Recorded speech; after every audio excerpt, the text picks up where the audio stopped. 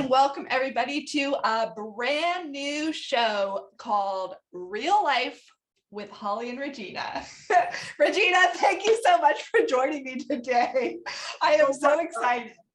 I am too, Holly. What a pleasure. I'm honored to be here with you. I really am. This is going to be a lot of fun. It is. You know, we were talking about this idea just, 2 weeks ago or so. We're like, we filmed we did the Saturday show together, and we're like, you know what, this is really fun. We should do a show together. So we decided to do a show before we even decided what it would be about, but that's kind of how we operate. Oh my gosh, that is so true. That's just part of our personalities, and I'm just excited for what's going to unfold here. Me too. So maybe Regina, do you want to tell us a little bit about you, your family, where you're from, where you're living? Just to introduce the audience a little more to who we are. Absolutely. So everybody, I live in the Atlanta metro area. I live north of the city. If you're familiar with Hartsfield-Jackson Airport, the world's busiest airport, I'm about 40 miles out. I live in the northern suburbs with my husband, Roger. And I have a stepson, Andrew, who is 31 and lives in Dallas. And we see him often because he's in town right now. I'm also very blessed, Holly, because my mom, both my sisters and my nephews all live in the area as well. That's so good. So good to have family around. And you're in Florida. Me, I'm in Florida. I'm Canadian, transplanted in Florida. I love it. I wouldn't change it. For those of you who don't know me, I am Paul Martinelli's wife, and we have two little boys, Caleb and Emerson. We live in Florida. The boys are here actually half-time, so they're half-time in Florida, half-time in Canada with their dad. So it's a very unique arrangement. I have never met anybody who has a similar sort of child custody arrangement, but it works well for us. And yeah, I love Florida. I love it here. I'm building a community with, Megan and Kiona and Rachel and just the people around here. And then of course, the larger community outside of this area with, you, Regina, and everyone in the Empowered Living community, I just love so much. So that's me, that's you. Yeah. Let's talk a little bit. All of this. Oh yeah, go ahead. We know you're here now and you're Paul's wife and you're just a fixture in our community. I like to call you the first lady of Empowered Living. So, how did you get here? Not just here to this place, but on that road in personal growth? Oh my gosh. It's been a road. There's been a lot of twists and turns. I can tell you that. If you rewind where I was, let's say 7 years ago, my life looked nothing like it does today. I hadn't even met Paul at that point. I had heard his name because through my mom, she was involved with some of his study programs, but I never met him. I didn't really know much about him. And I was at a place in my life where I was seriously struggling. I was married at the time, pregnant with my first son, and just, living, not even, I would say paycheck to paycheck, but honestly, not even that, we were going backwards, and there was, more month than money, as they say. And I just knew something needed to change. And so I just started taking, intentional steps. So when an opportunity would present itself, I would just, okay, let me try this, let me go for it. And I like to think about it as, rather than trying a whole bunch of different things, it was like I tried the next thing in front of me. So instead of, that, what's that syndrome where shiny object syndrome. Shiny object syndrome. I know it well. Yeah, I feel, and that's been something I've had to deal with, but I feel like this was more like, okay, there was an opportunity to have a free coaching call with a coaching company. Let me do it. That opened my eyes up to see things in terms of my relationship, in terms of where I was at in my life and how I was making decisions in a totally different way. And then from there, it's like, okay, I'm going to take this coaching program and, get some training on becoming a life coach myself. Maybe that's the direction I want to take in my life. So I did that. And then that sort of went sideways. And I was like, but it was like, that led me to meet different people, which led me to different opportunities. Mm-hmm. Eventually it was, my mom said to me, Holly, you should really join this Think and Grow Rich study that Paul Martinelli's leading. And at that point I was like, okay, you know what? It's $200. I don't have $200, but I'm just going to do it because I was so desperate for something to change. Wow. And so I jumped in, and I mean, the rest is history. I mean, that's a whole other story, but here I am And that today. was the 2016 Think and Grow Rich, wasn't it, That's Holly? right. That's That right. was my first, as a matter of fact, that was my first empowered living study and my first kind of moment with Paul outside of the John Maxwell team, because I had joined the JMT in 2015. And I remember Paul's calls were the ones I was consistently on. And then I coming to Orlando and meeting everybody talked about Paul's other community at the time called Empowerment Mentoring. That's And right. again, people that I knew from JMT were joining that Think and Grow Rich study. And I was like, this sounds amazing. I'm going to do it. And my life has not been the same, but yours has really not been the same. Really not been the same. Yeah, no, really not. But in all the best ways. And also, let me say this, Regina, because I feel like for me, it's like I fall into the trap sometime of feeling like I have to almost put on this show. It's like, oh, I'm Paul Martinelli's wife. I need to have, there's something almost like this self-imposed expectation that, well, I have a perfect life. So let me just sort of present that. But the reality is, I mean, the growth journey I've had to take to get to here has been really, really hard. And like, there's been some very challenging points along the way, very challenging decisions I've had to make. And Paul reminds me often, he's like, the decisions you've made in your life are decisions that most people wouldn't be willing to make. So, applaud yourself for that. True. I mean, that is so true, Holly. And when we were talking, even before we were recording, and a conversation we had for my show, the Empowered Women Show, we talked about that path to personal growth, and we talked about this ideal, and we talked about you being Mrs. Paul Martinelli. And even though I can't relate to that because I can't even fathom, that. But what I know is that there is an expectation. And even now within myself, there was so much you were saying that day that I could relate to. As someone that has gotten this opportunity to work this closely with Paul and now with you, that I must be doing everything right. And I must not have any bad days or any limitations. And, when you said that sometimes you're challenged even more now than in prior places, that was something I could so relate to, because I've had to work on my mindset in these last few months, like almost I've never had to in my entire life. And people do have an expectation for you as Holly Martinelli. And then I think a little bit for me because of my proximity to Paul and being able to do a program with him, that, oh my gosh, you have it all together. You don't have any more limitations. It's almost the opposite. I mean, wouldn't you say that it's almost like you're starting from scratch in some ways with building that mindset and all the things it takes? I mean, we had such a great talk about that, and there were so many things I could just relate to. Yeah, and I really think, Regina, that's what really motivated us to start this, to talk about real life. I mean, the fact is we both live real lives. We're real people. We're not perfect, and our lives aren't perfect. And I think for me, it's helping. I want to inspire people. I want to inspire our community. I want to inspire the people, around me. And I also just want to be real. Just like, the struggle is real. It's like, yes, it is. It's a real part of life. And it doesn't go away. It never, I mean, it gets easier and you can manage it differently, and all days are different. But my gosh, Holly, I mean, that is really the truth. And Paul has taught us over time that life is a fight for territory. And he said that so many times, I thought, okay, I get the meaning of the words.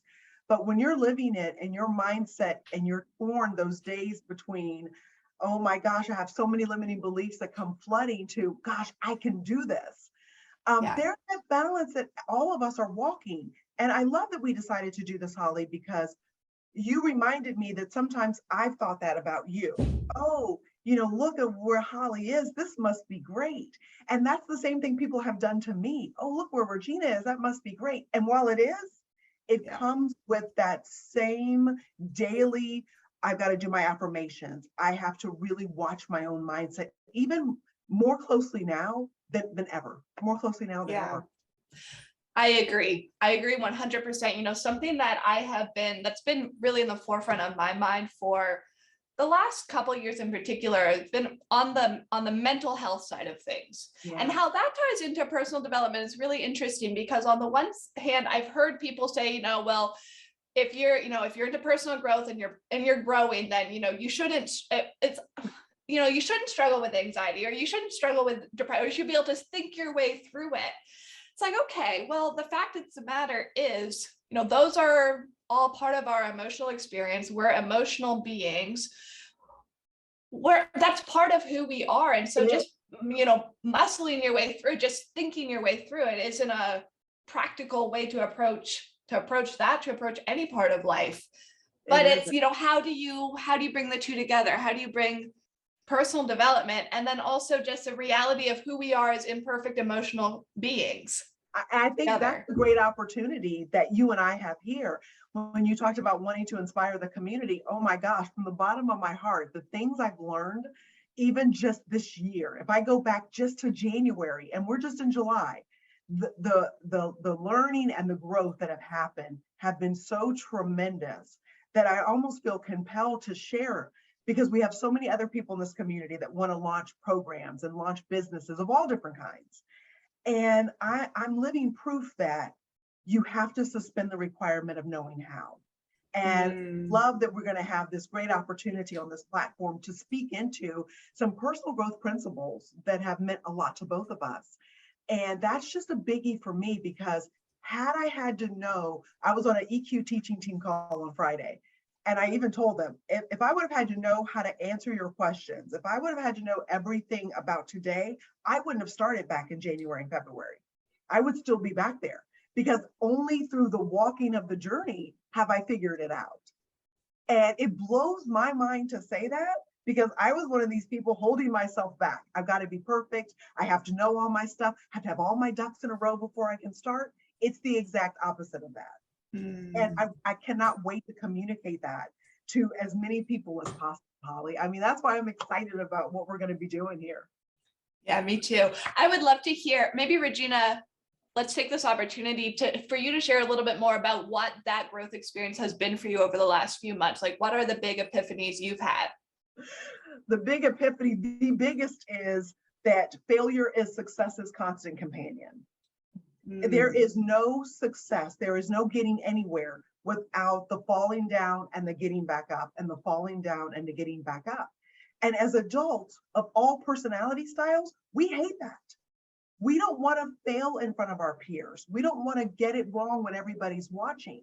But I am proof that you can get it wrong in front of everybody watching, and that it's going to be just fine. So I think if I had a big message, and why the thing I'm excited about the most to talk about and to communicate, it's this idea that failure isn't final. And it really isn't failure. We're afraid of looking foolish. That's what it is. And I've looked foolish enough now that, yes, it bothers me, and I'm okay with it. I'm okay with it. So that has probably been, in the last few months, I would say the biggest piece of this is that it's about the failure of looking foolish. And none of us, we're not going to die from that. As a matter of fact, I keep getting to better and better and better places because of it.